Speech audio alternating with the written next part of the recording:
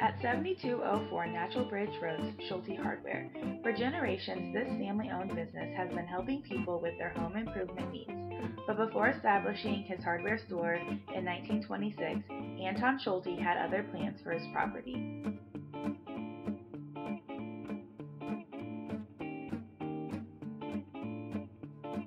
When my grandfather started his business, he built his store and his apartment above it in 1922, and he rented out the stores to a food market, and there was a pharmacy, and he also had a airplane manufacturing facility in his store. He lost his tenants for whatever reasons, and he didn't have a lot of work that he was doing, so he became a hardware store owner because his father had owned a hardware store. He started a hardware store in 1905 in St. Louis, so we already had a hardware store in our family, so he knew what he was doing, and he started a hardware store, and that's how Schulte Harbor Normandy became. We've been there since 1926. Natural Bridge was one lane. It wasn't even paved when he opened the store, and when he was ordering goods from his suppliers in the city of St. Louis, they would not initially deliver to the county because they're a union, and they couldn't go past the city limits on certain suppliers. So he would have to go down to the city limits and unload their order, his order, and bring it back. Through the years, Schulte's has weathered some of the toughest times in the country's history. From the Great Depression to World War II, when the government claimed all of the store's guns without reimbursement, to the rise of big-name hardware stores.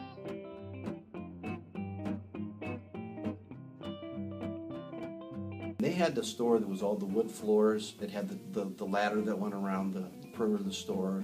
They had all oak fixtures with glass, sliding glass displays and panel doors. Late 70s, we were a garage door distributor. We would bring in, 300 or 400 garage doors at a time, and we'd sell maybe 700, 800, 900 garage doors a year. That business kind of died up in the early 80s. And there was an old pharmacy that was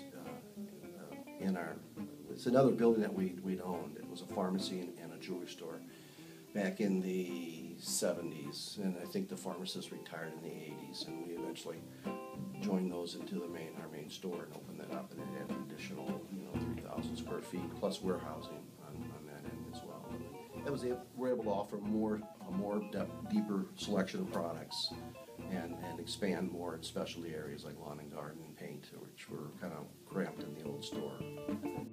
Today, Schulte's continues to thrive as a family-owned business because of the welcoming atmosphere and personal service that is always extended to their customers.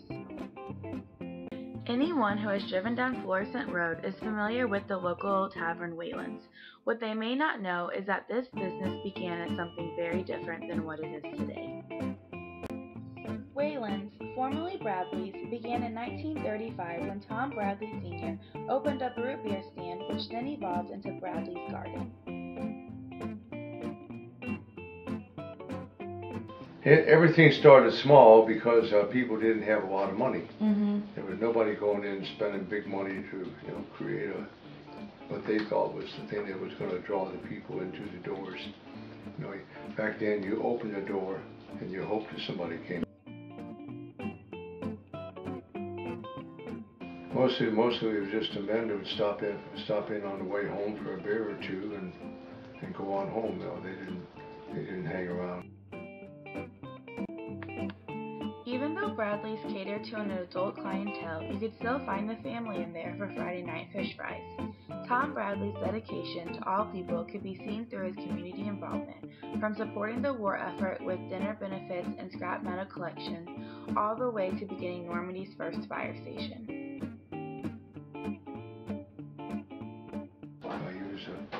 He was the first president of the Normandy Fire Protection District. As a matter of fact, in order to collect taxes, you had to show that you were operational.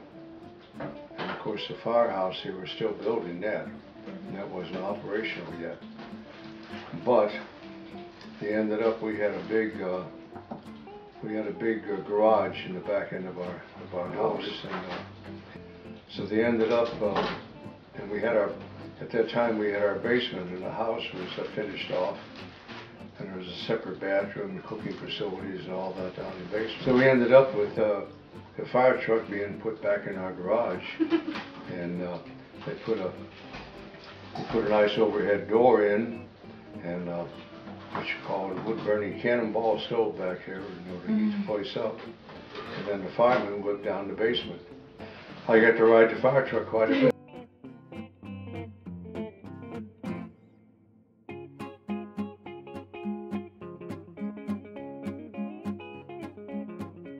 Through Wayland to the Normandy Fire Department, the Bradley family has definitely left their mark on the community. Russ Little Sr. began Afroworld in 1970, and the business has been providing men and women with the finest quality hair products ever since. But there's a lot more to the business besides hair.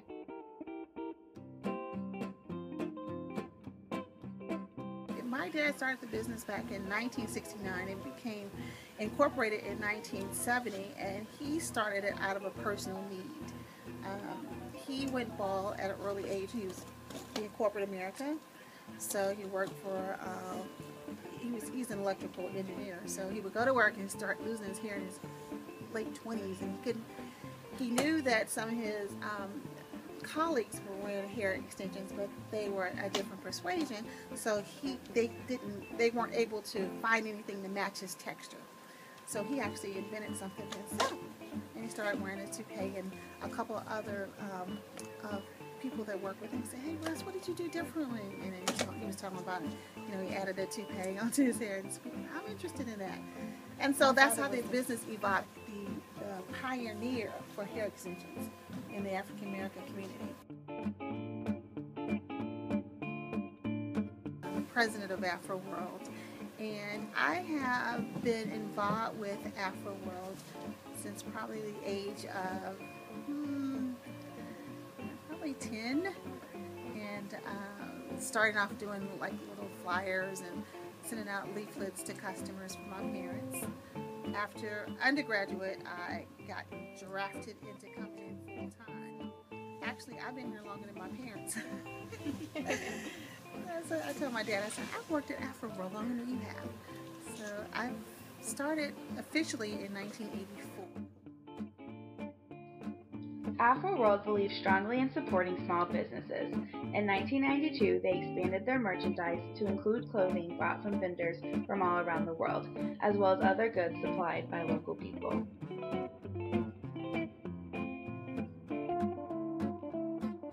We're really active in our Normandy municipality in terms of if the mayor ever needs, like if he needs a facility to host something. We host all of we're the North County site for President Obama, so they have the organizing. It was organizing for America, now it's organizing for action. We have all the meetings here on Tuesdays. We're still active politically, so we do a lot of political things for our community. If somebody's running for any type of legislation up in Jeff City, they'll stop here. We do book signings for small authors. We do what we call Sofa Santa, which is a lot of fun. It's a black Santa Claus. So it's been our annual event. That's one of our really big events as well. We do Kwanzaa celebrations. We do gospel concerts. We're constantly doing things that we feel that would help empower the African American community. Sheila Ford strongly believes in education, charity, and community, qualities that are embodied by her business. These are just 3 of the many businesses that have been shaping the Normandy community for decades.